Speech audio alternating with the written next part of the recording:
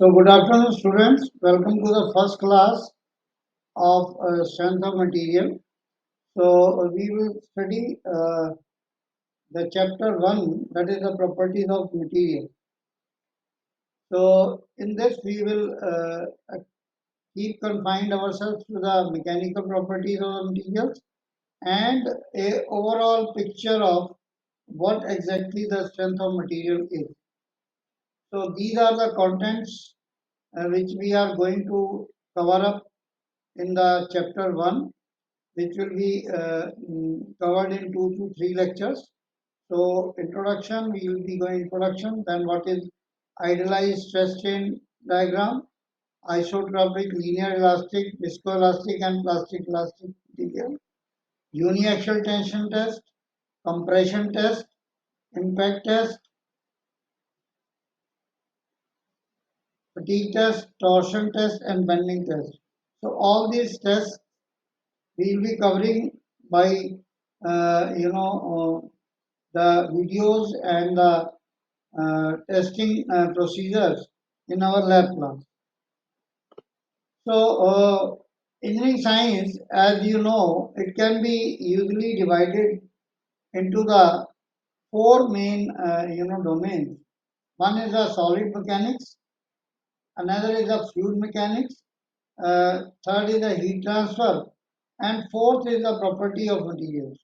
So in solid mechanics, we will be going one by one. What is there in solid mechanics? In fluid mechanics, we deal with the properties of fluid and how the different forces are acting and how the deformation takes place in the fluid. And in heat transfer, we study how the transfer of heat takes place from one medium to another medium and what are the properties which are associated with change which transforms during the transfer.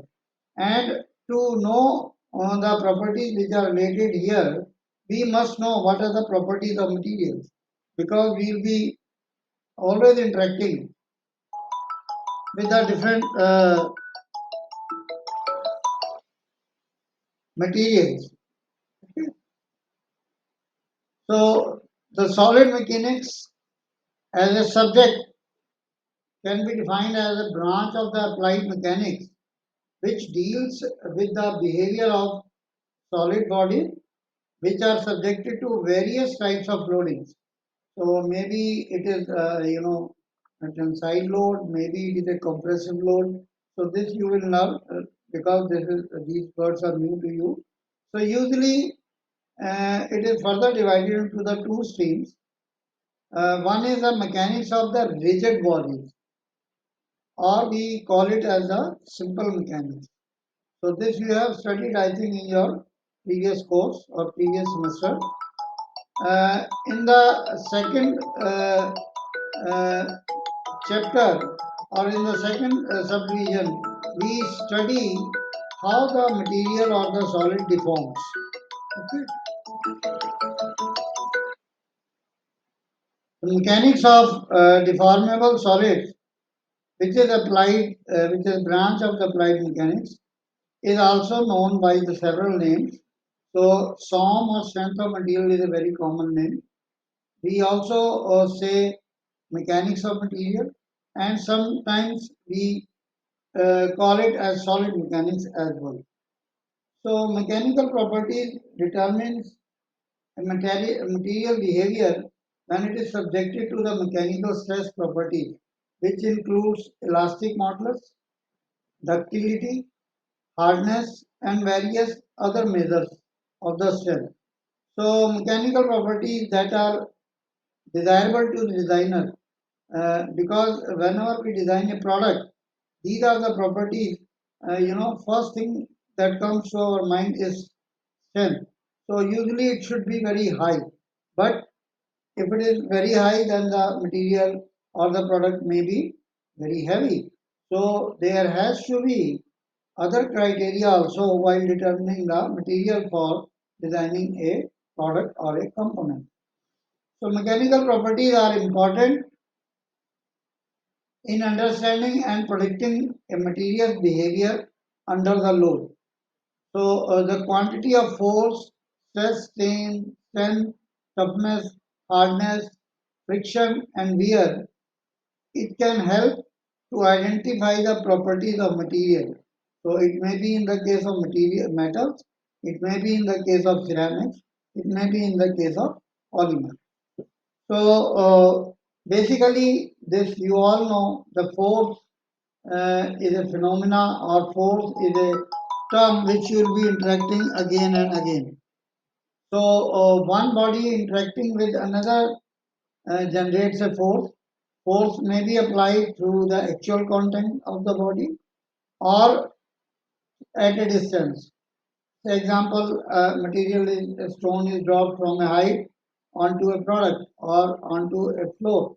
So it experiences a force, the SI unit is Newton, as you know. So the very first term which come across in the case of the strength of material is stress. So stress, when a body acts on a body, when a force acts on a body, it tends to produce the deformation. And the body or the material of that body will produce a resistance to this external applied force. Say here we have taken a rod which is of certain diameter and the area is A.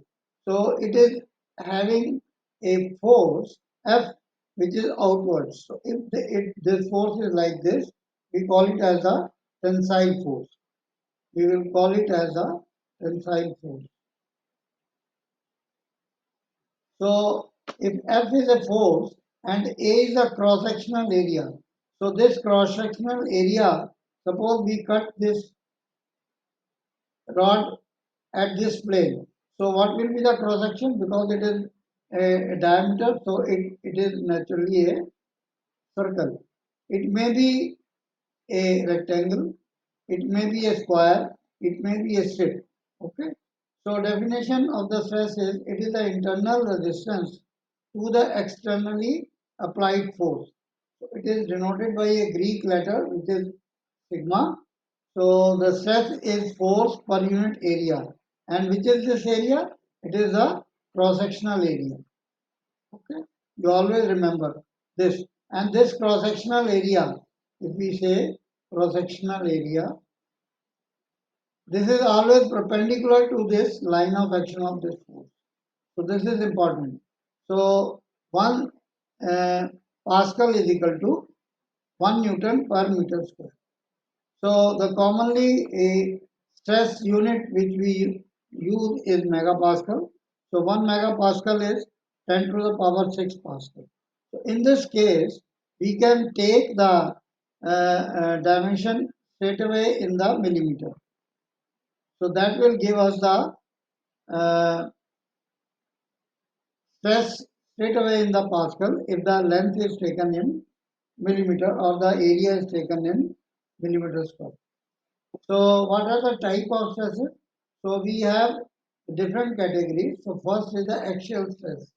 Axial stress means in which the force is acting in the axial direction. So you see here there is a rod and the force F is acting, equal force is acting in the opposite direction.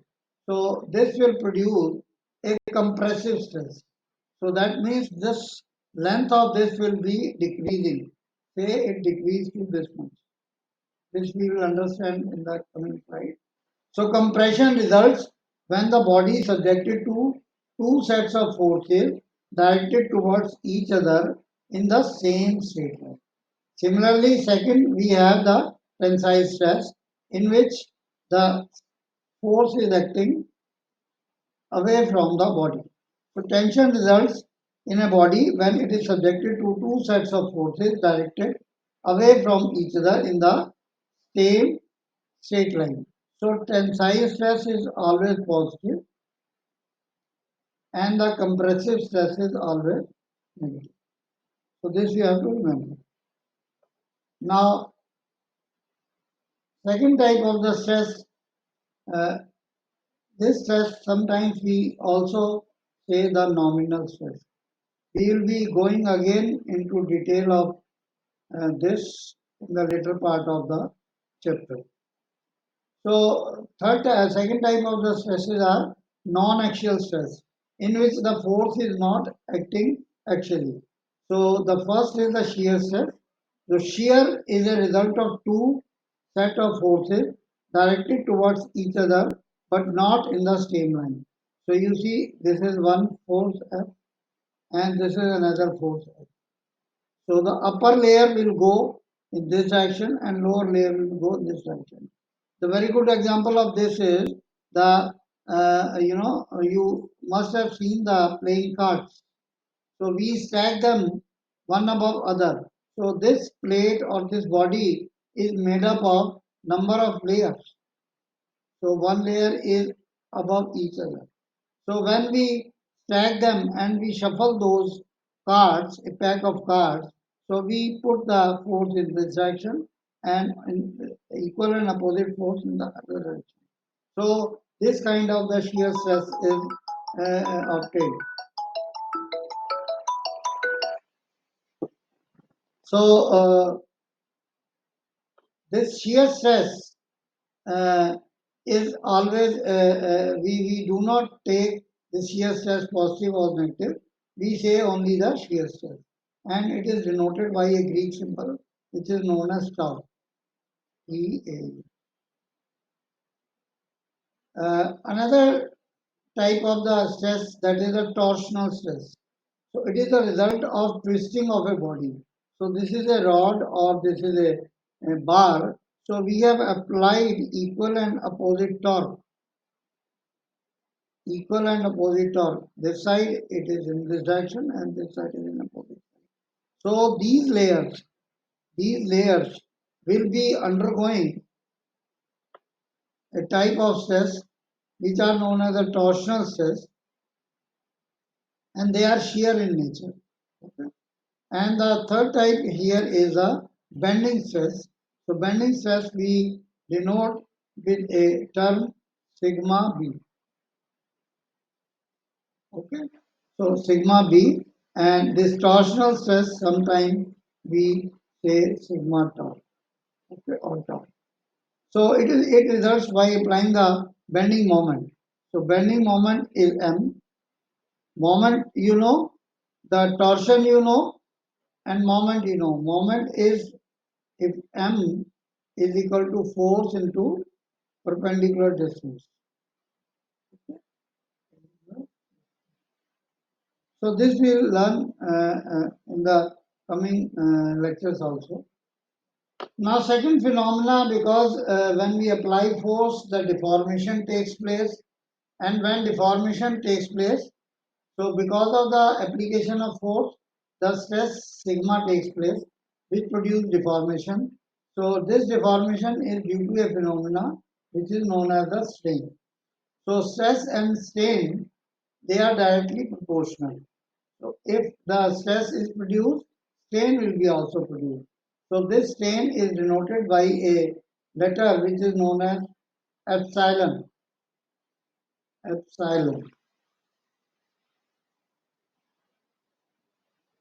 So it is a change of length per unit length. So it represents the relation, a relative deformation of an object which is subject to the stress. It may be elastic, it may be plastic, or it may be both elastic and plastic. So elastic behavior is that behavior when we apply the force, or suppose if this is a rod and we have applied the force in equal and opposite direction. So this is F. So when its length is L, so when F is applied, so this length changes to L dash. So it is increases. But when we remove this, so it regains its original shape. So this is the elastic behavior. But if after removal of this force, there is a change in the length and it retains that deformation, then it is a plastic behavior. So there can be elastic behavior, there can be plastic behavior, or there can be both elastic and plastic. So this strain is denoted by the letters epsilon. So it is a change in length, that is delta L upon L. So it is unitless. Okay, so strain epsilon is equal to deformation upon original length. So now you see here, this is a rod. The original length is L, and it is changed by a length delta L. Okay, so this delta L here is nothing but the original length, the chain length minus the original length. Okay, so upon original length, so this will give us the strain. So when force is applied, rod's length changes from its original length L0 to the extended length L1. So this result strain in is given by the relation L1. So this can be a compressive strain, as I told, a compressive strain, or a tensile strain. Because here it is because of the tensile force, then it is a tensile strain, so it will be positive. Of course, there will be dimensional, then it is a negative. So there will be dimensional. Now, in order to have a relationship, as I told, the stress is proportional to strain. So this you have studied also in your +2 classes. So which is governed by a law which is known as Hooke's law. So if a bar of material is subjected to an applied force F, the magnitude of the stress and the resulting deformation of the strain epsilon can be measured. So this can be done with tensile, compressive, or shear loading with the help of a machine which is known as a universal testing machine. In short, we call it as UTM. Why we call it as universal? Because we can perform number of tests on this machine. So that's why it is universal testing machine. So a graph is then plotted between the stress and the strain, and that is known as a stress strain graph. So this is a machine which looks like this. So we'll be uh, going to discuss the constructional feature of this machine in our lab classes. So in this, a specimen is put here and the force is applied in the opposite direction and the strain is measured and stress strain curve is drawn. It is connected to a computer. So we can draw the stress strain curve. And similarly, by using some special attachment here, we can perform the other experiments. So we will discuss, we will study what are the different experiments which we can perform. So this is a very rough shape of the stress strain curve which is obtained. So you will understand the true shape, the actual shape of the curve is something like this. But when we draw it with the machine, depending upon the type of the material we are using, so this is a curve. So this is known as a stress strain curve, or also we call it as a engineering stress strain curve. Because this stress we say engineering stress, engineering stress strain curve, stress strain. All these points are important here. So we will discuss these points one by one. So first is the proportional limit. So A is the point. This is a proportional limit. Then comes elastic limit B. Then comes the yield stress C. Then comes the ultimate strength D. And then comes the fracture strength F.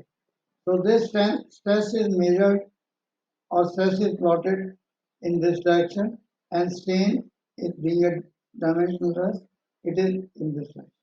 So we apply certain load and we measure the strain, and then we'll draw these different points. So when we join these points, so this curve is obtained. So proportional limit, it is a maximum stress up to which the stress is linearly proportional to strain. So you see here, if we increase the stress, the strain is here, and if we increase the load, the similar amount of the strain which has obtained earlier, it is obtained. So it is up to this point. So that's why it is straight. So we call it as a proportional limit. A material with the high value of the proportional limit can withstand the greater stress without permanent deformation. That means when we remove the stress, the material we take its original shape. Then second comes the elastic limit. Maximum stress a material can withstand without undergoing the permanent deformation. So it is described by the point B here. You see B. Okay. So after this, the elastic limit will cease. So elastic and the proportional limit have the nearly the same value as they represent the same phenomenon. Then these points are point A and B are very close to each other. Then comes the yield stress or the proof stress. So it is the stress at which the material starts to show the permanent deformation. So this point is C. So if you see here, so this point is C. So if you corresponding to this point, if you see here, if the load is so much, what is the amount of the strain? The strain is much higher. So it is not proportional, no more proportional. So it is a yield point. That means the material has starting yielding. It has given up. So that is a yield point. It is a upper yield point and the lower yield point that we will discuss while studying the stress strain. So the fourth point is the ultimate. So tensile or compressive. It is known as the ultimate strength or the ultimate stress. So it is the maximum stress that the material can withstand before failure or the fracture under tension or compression respectively. The material could not withstand any more stress and it will fracture. So if you see this point B, so this is a maximum amount of the stress the material can undertake. So this is a sigma U ultimate. And after this, so without increasing the material, the strain goes on increasing and the material. So uh, yield stress is often greater importance because ultimate strength is in design of material selection because it is the estimation of when the material will start permanently deforming. So you can understand this. We'll discuss again also when we design a component, say a shaft in a gearbox or a beam, in a civil structure. So we must know when exactly this material will fail. So we design that material for a lower, situation so that it should not fail. It should not go up to that point. Okay. So that's why we design the things up to the yield stress, not up to the ultimate stress. And F point we have seen. So at point F, the material gets fractured. So now, in terms of the strain, these are the some of the phenomena of the properties you must know. Flexibility. Maximum flexibility is defined as the strain occurring when the material is stressed to its proportional limits. So larger the strain or deformation, slight stress is important. So that means it is very flexible. Second property is the ductility. It is the amount of the plastic strain which is produced in the specimen before fracture.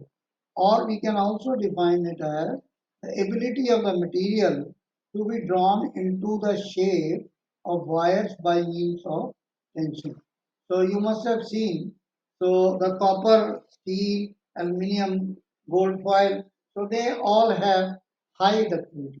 So when the tensile forces are applied, wire is formed by the permanent deformation. So this is important. It is by the permanent deformation. Then comes the malleability. So malleability of a substance or the material represents its ability to be hammered or rolled into the thin sheets without fracturing. So you have seen the silver and the gold. So we if we hammer them, and we can make the small coils of very thin thickness. You have seen the wrapping material that is made of aluminum foil, in which the food material is wrapped to keep it hot. Okay. Similarly, we can hammer the thicker sections into the thinner section, and we can shape it the desired product. So this is property is known as the malleability.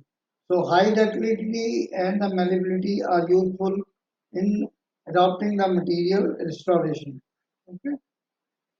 Now brittleness. Brittleness, if a material shows no or very little plastic deformation on the application of load, it is described as brittle. A brittle material fractures at or near its proportional limit. So if you see a stress-strain curve, so this is for the ductile material. So what are the ductile material? So ductile material are aluminium, copper, gold, okay, steel. All these are ductile material. So you see for ductile material, after this proportional limit, so they can take much more deformation. But this brittle material, just after the proportional limit, it fails. Okay, it fractures here. It fractures. So this is the property of brittleness. So brittle material are glass. They're very fragile. Okay. So it is very difficult to draw into the wire. So now difference between a ductile material and the brittle material. So ductile material, we know the ductility is the ability of the material to withstand the plastic deformation under the tensile stress without fracture, while a brittle material fractures at or near its proportional limit, as you have seen here. So ductile material has fractured here, which is much far away from the proportional limit. But the brittle material, this is the proportional limit, and it fractures very close to it. Okay. So if you are given the two curves, you can find out which is a curve for the ductile material and which is a curve for the brittle material. The fractures occurs away from the proportional limit. The fracture occurs at or near proportional limit. So this is what we have discussed. Now, another important property is the elastic modulus, or modulus of elasticity also say. It is a constant of proportionality between stress and strain. So by Hooke's law, we have understood that stress is directly proportional to strain. So if we remove this symbol of proportionality, so we introduce a symbol which is E. So E is nothing but modulus of elasticity. So E is a ratio of sigma upon.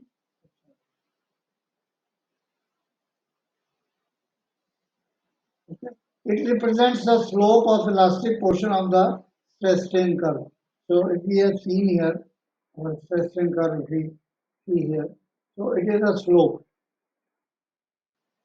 here at the proportional limit. This is state portion, proportional limit.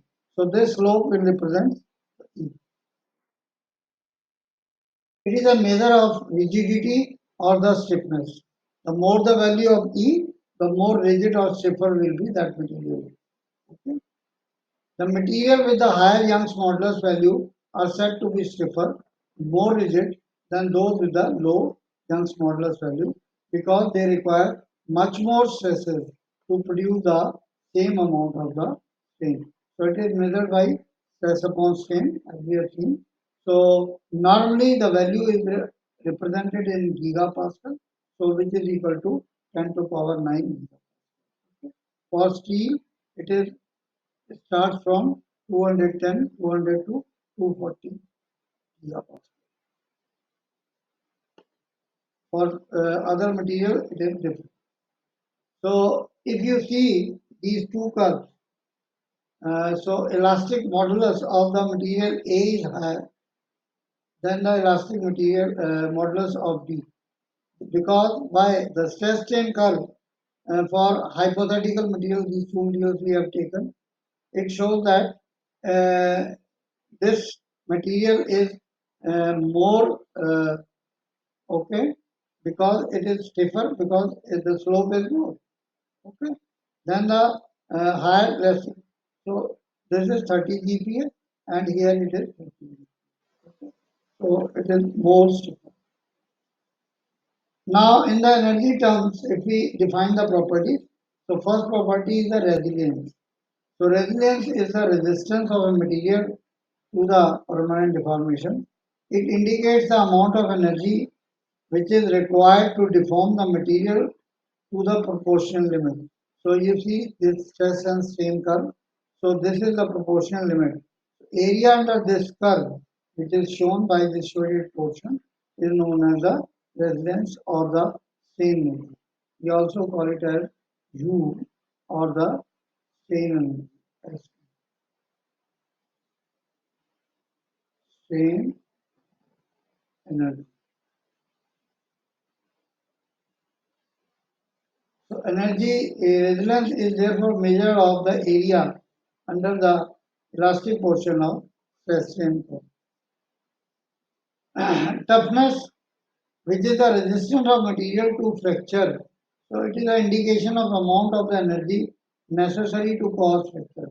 So you see here, it is the area under the total curve, so up to the fracture. So it is represented by the area under the elastic and the plastic portion of the stress strain curve. Wherever it is, whereas in the resilience, it is only up to the elastic. Okay? So this is the difference between resilience and the toughness. The toughness and the brittleness, if the material fractures after a long concave portion of the curve, it denotes that material is tough and the ductile. If the elastic portion of the curve is minimal, okay, then it shows the brittleness. Okay. So these two are the important parameters you must understand. So we will study this in next slide maybe. Strength and weakness. A longitudinal portion of curve is long. It means the material is strong. If the longitudinal portion is short, it means that material is weak. Hence, from the analysis of the stress strain curve, it is possible to have a idea about the properties of material. So you see here, there is a comparison of material properties. So there is a set of material shown. So you see here, this is a stress and this is strain. So it is strong, stiff and ductile, but this portion is short, so it is stiffer, but it is brittle. But it is strong because this portion is thin.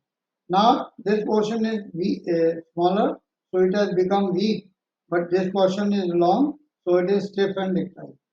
Okay, and this is weak as well as stiff and brittle. So I think you can understand this behavior. Okay. Similarly here, so it is strong and resilient. Why? Because this portion is long.